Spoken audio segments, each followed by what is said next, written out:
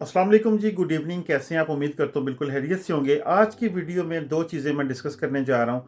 सबसे पहली चीज़ कि स्विट्ज़रलैंड में आप कौन से डॉक्यूमेंट्स के साथ मूव हो सकते हैं यूरोप में रहते हुए, और स्विट्ज़रलैंड में रहते हुए आपको यूरोपियन पासपोर्ट के साथ क्या चीज़ चाहिए, क्या डॉक्यूमेंट्स चाहिए जिसके साथ आप काम स्टार्ट कर सकेंगे। सेकंड चीज़, मेरे बहुत सी वीडियोस के नीचे कमेंट्स ऐसे हैं कि जर्मनी का जब मैंने उनको अपनी इनकम और अपने खर्चे के बारे में बताता हूँ तो दोस्तों के ये कमेंट्स आते हैं, तो फिर वहाँ पे बचता क्या है, रहने का फ़ायदा क्या है। ये दोनों चीज़ें मैं डिस्कस करूँगा, स्विट्ज़रलैंड की भी और जर्मनी की भी। सबसे पहली बात है, आपको पता है कि जब आपके पास किसी भी यूरोपियन कंट्री का लॉन्ग टर्म परमानेंट कार्ड होता है तो आप उसको जर्मनी में चेंज करवा सकते हैं। जर्मनी में आपको सिर्फ वर्क कॉन्ट्रैक्ट चाहिए, एक एड्रेस चाहिए और आपको 1 साल का रेजिडेंस कार्ड मिल जाएगा जर्मनी में रह के काम करने के लिए। और बाकायदा से जो आपके पास पहले से जिस भी कंट्री का रेजिडेंस कार्ड है वो भी आपके साथ रहेगा। स्विट्जरलैंड में जो आपका लॉन्ग टर्म परमानेंट कार्ड है वो चेंज नहीं होता। जो मर्जी कर लें, जिस तरह का मर्जी वर्क कॉन्ट्रैक्ट ले आए, लेकिन वो कॉन्ट्रैक्ट आपका चेंज नहीं होगा। स्विट्जरलैंड में आपका कार्ड चेंज नहीं होगा। आपको यूरोपियन पासपोर्ट चाहिए और यूरोपियन पासपोर्ट पे आप डायरेक्ट जाके एकदम से काम स्टार्ट कर सकते हैं, लेकिन आपको दो चीज़ें चाहिए। आपका वहाँ पे एड्रेस रजिस्टर्ड हो जो कि 14 दिन में हर हाल में करवाना ज़रूरी है, और प्लस जिस कैंटोन में आप जाएंगे, फॉर एग्जांपल आप बासिल में जा रहे हैं, ज्यूरिख में जा रहे हैं, जिनेवा में जा रहे हैं, डिपेंड करता है आप किस इलाके में हैं, किस कैंटोन में हैं। उस इलाके के हिसाब से आपको अपना रेजिडेंस कार्ड BCL जो भी जमा करवाना है, कॉन्ट्रैक्ट के बगैर भी आप जमा करवा सकते हैं। जब आप उसकी एप्लीकेशन दे देंगे, एड्रेस का होना सबसे पहली शर्त है।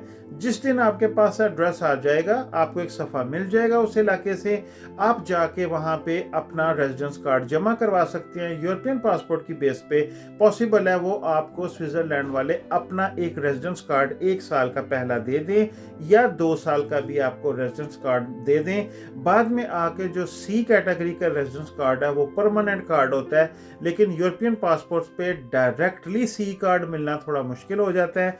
आपको काम की इजाज़त है, लेकिन आपने एड्रेस करवा के अपना रेजिडेंस कार्ड की एप्लीकेशन जमा करवा देनी है और फिर आप काम ढूंढ सकते हैं, काम स्टार्ट कर सकते हैं। ये था स्विट्ज़रलैंड का।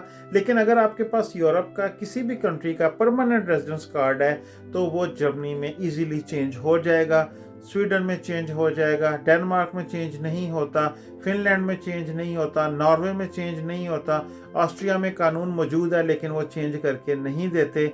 ये थोड़ी सी चीज़ जो मैंने स्विट्ज़रलैंड के हवाले से आपके साथ डिस्कस करनी थी। सेकंड चीज़ है, जो मेरे भाई का कमेंट था कि हमें जर्मनी में इतना कुछ करके, इतने पैसे लेके, बच्चों का वजीफा लेके तो बचता क्या है फिर।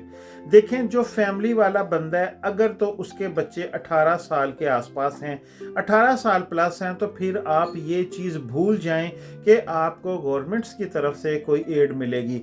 अभी जो नया कानून आने वाला है जुलाई 2026 में, जो बंदे 3 माह से ज़्यादा आर्बाइट सेंटर पे हैं, जो बंदे 3 माह से ज़्यादा गवर्नमेंट से पैसे ले रहे हैं, गवर्नमेंट्स आपको डॉक्यूमेंट्स भेजेंगी, आपको इन्फॉर्म करेंगी कि फ़लाँ काम आपकी तनख्वाह से ज़्यादा का हमें मिल रहा है, आए हम आपके इंटरव्यू दें, हमारे साथ काम करें, और अगर आप 3 कॉल्स पे नहीं जाएंगे तो जितने पैसे वो आपको दे रहे हैं सारे बंद कर देंगे। होता यही है कि यहाँ पे आपको 2, 4, 5, 6 घंटे का काम मिल जाता है, वो आप करते रहते हैं, बाकी गवर्नमेंट के पास चले जाते हैं कि मेरे पास तो मुझे तो 1200 यूरो का काम मिला है, बाकी पैसे मुझे पूरे करके दें। तो गवर्नमेंट फिर जो है वो आपको आर्बिट सेंटर की तरफ से या बुरगरगढ़ लगते हैं या वोनगढ़ लगते हैं। ये सारी की सारी चीज़ें अभी कोलैप्स होने वाली हैं क्योंकि जर्मन गवर्नमेंट इस चीज़ को बहुत ज़्यादा स्ट्रिक्ट कर रही है। रही बात हमें बचता क्या है, जो फैमिली वाला बंदा है, अगर तो आपके बच्चे को हाउस बिल्डिंग मिल जाए, मैं उन बंदों की बात कर रहा हूँ जो दूसरे यूरोपियन कंट्रीज से मूव होकर जर्मनी में आते हैं, ना कि वो बंदे जिनके बच्चे यहीं पे पैदा हुए हैं, जिनके पास जर्मन पासपोर्ट्स हैं। मेरे पास स्पेनिश पासपोर्ट है, मेरे बच्चों के पास स्पेनिश है। अभी वो यहाँ पे आके लैंग्वेज उन्होंने सीखी, किसी तरीके वो इस स्टेज पे पहुँच गए कि वो हाउस बिल्डिंग कर रहे हैं, किसी तरीके वो इस स्टेज पे पहुँच गए कि उनको फ़ख अबिटूर जो आगे नेक्स्ट पढ़ने की इजाज़त मिल गई है तो मेरे लिए मेरी सबसे बड़ी कमाई यही है, क्योंकि जब वो बच्चे काम करना शुरू करेंगे तो जो मैं अगर 2500 या 3000 यूरो घर में लेके आ रहा हूँ, सारे खर्चे मैं मैनेज कर रहा हूँ, तो of course that will be something additional for you. क्योंकि फैमिली के साथ आपने एक कमरे के घर में नहीं रहना, 2 कमरे के घर में नहीं रहना, मिनिमम अगर मियाँ बीवी हैं, 2-3 बच्चे हैं तो आपको 3 कमरे का मकान चाहिए। और जो मैंने आपको बातें बताई थी जर्मनी में रहते हुए, स्विट्ज़रलैंड में कहते यही हैं कि खर्चा बहुत है, महंगाई है, लेकिन तकरीबन जर्मनी वाली कंडीशन है, कमाई वहाँ पे ज़्यादा है, इसमें कोई शक नहीं है। जर्मनी में एक फैमिली वाला बंदा 1000 यूरो मकान का निकाल ले, मैं पहले भी आपको बता चुका हूँ, तकरीबन 150 से 200 यूरो अपने सारे बिल्स का निकाल दे, 200 से ज़्यादा ही होगा, कम नहीं होगा, 150-200 यूरो महीने की उसकी गाड़ी की इंश्योरेंस निकाल लें, क्योंकि अगर मैं यहाँ पे क्वार्टरली देता हूँ 3 महीने की, 4 महीने की, तो इस हिसाब से मुझे महीने की 100 यूरो की इंश्योरेंस पड़ती है। तो उसके बाद आपके जो ग्रॉसरी वगैरह के खर्चे निकालें ना, तो आप जनाब फैमिली वाला बंदा 2 बच्चों के साथ ईजीली 2200, 2300, 2400 यूरो तक पहुंच जाता है। और जिसके बच्चे 17 साल 18 साल के जो हो चुके हैं, अगर तो वो हॉस्पिटलों कर रहे हैं, पढ़ रहे हैं, तो उनके किंडरगार्टन लगे रहेंगे। लेकिन अगर वो कर रहे हैं हॉस्पिटलों, उसके साथ उनको पैसे भी मिलने हैं, सिर्फ पढ़ाई के साथ आपको पैसे नहीं मिलते बच्चों के। अगर वो टेक्निकल कोर्स की तरफ चले गए हैं तो फिर आपको 800-1000 यूरो उसका भी मिलेगा और किंडरगार्टन भी मिलते रहेंगे। लेकिन आप ये भी सोचेंगे फिर बच्चे का खर्चा भी है, उसने अपना भी खर्चा महीने का चलाना है। हाँ, वो मिनी जॉब कर रहा है, वो एक अलग चीज़ है, या अपना साथ कोई बिजनेस कर रहा है, that is a separate thing. लेकिन अगर आप ये कहें कि एक बाप होने के नाते, एज ए फादर, आप यहाँ पे सारे खर्चे भी पूरे कर लें और 1000-1500 यूरो भी बचा लें, तो वो टोटली झूठ है। इसमें कोई भी ऐसी बात नहीं है कि नहीं जी मैं 1000-1500 बचाता हूँ। एक बंदा यहाँ पे कमाने वाला जो 2500 से 3000 यूरो ले रहा है, वो पैसे नहीं बचा सकता अगर बच्चों की तरफ से आपको कोई पैसे नहीं मिलते। जिन बंदों के बच्चे छोटे हैं, 3-4 बच्चे हैं, छोटे हैं, उनको 250 यूरो फी बच्चे का, प्लस उनको शूशलाग लग जाता है। अब ये है कि आपके बच्चे बड़े नहीं हैं, वो हॉस्पिटल नहीं कर रहे, वो मिनी जॉब नहीं कर रहे, वो पढ़ नहीं रहे, तो जब आपकी और कोई आमदन नहीं है, क्योंकि जब आप फॉर्म फिल करते हैं उस पर बाकायदा ये लिखा होता है कि आपकी अपनी तनख्वाह के अलावा कोई और आमदनी है, तो अगर बच्चे पढ़ रहे हैं, हॉस्पिटल कर रहे हैं, मिनी जॉब कर रहे हैं, पैसे लेके आ रहे हैं, तो वो आमदनी के अंदर काउंट होगा, फिर आपके एडिशनल पैसे नहीं लगेंगे। वैसे भी जुलाई के बाद ये जो एडिशनल पैसे मिलते थे, इसका कानून वो चेंज कर रहे हैं अब, क्योंकि गवर्नमेंट चाह रही है कि जितने भी बंदे हमारे पास यहाँ पे मौजूद हैं, वो हमारे पास जब काम जो है वो काम करें, वो 1600 की बजाय 2500 यूरो का काम करें और हमारी जान छोड़ें, हमारा जो इदारा उनको पैसे दे रहा है वो ना दें। बाकी स्विट्जरलैंड में अगर आप चले जाएं तो वहाँ पे भी यही कंडीशन है, पैसे वहाँ पे ज़्यादा हैं। अगर जर्मनी में बंदा 2500 कमा रहा है, वहाँ पे बंदा 5000 फ्रैंक भी कमा सकता है, और खर्चा किराया इतना ज़्यादा नहीं है।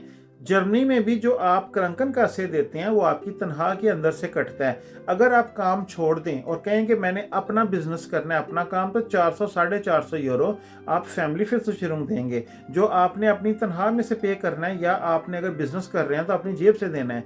और स्विट्जरलैंड में भी यही है कि आपने जाके जो इंश्योरेंस है वो आपने देनी है। हाँ, आपकी तनख्वाह में से टैक्स कट जाएगा। और अगर आप ये कंडीशन देख लें कि जर्मनी में भी अगर क्रंकन का से थोड़ा बहुत मेरा मालिक देता है, जो हेल्थ कार्ड के पैसे हैं, और मेरे तनख्वाह में से भी कटता है, तो स्विट्जरलैंड में भी वही कंडीशन है कि मैं अपनी जेब से अलहदा से पे कर रहा हूँ, लेकिन तनख्वाह में से मेरे वो नहीं कटेगा। तनख्वाह जो है वो फिर मुझे सिर्फ जो मेरा इनकम टैक्स है, जो स्टोया होता है, जो नॉर्मल टैक्सेस है, वो कट कटा के बाकी मुझे पैसे मिलेंगे।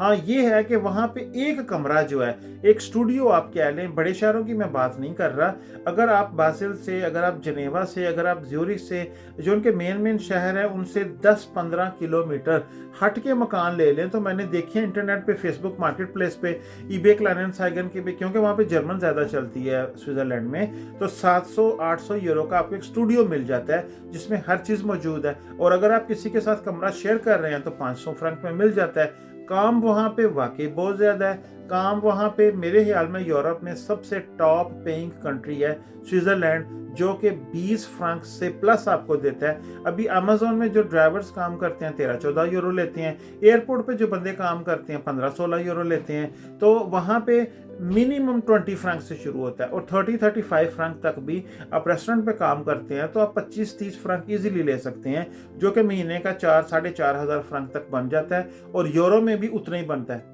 फ्रंक थोड़ा सा एक्सपेंसिव है कि अगर 1000 हो फ्रंक तो मेरे ख्याल में 1023 यूरो तक ये से ज़्यादा बनेंगे। और बाकी ये चीज़ें मैंने आपसे डिस्कस करनी थी कि जो हवाला था ना, ये कि आप फिर बंदा बचा क्या पाता है। फैमिली वाले बंदे के लिए मुश्किल है, लेकिन बच्चे साथ मिले या कोई दूसरा बंदा फैमिली में आपके साथ कमाने लगेगा तो सारी चीज़ें आसान हो जाएंगी। दुआ में याद रखिएगा, अफ्तारी का टाइम है। अल्लाह पाक आप खुश रखें।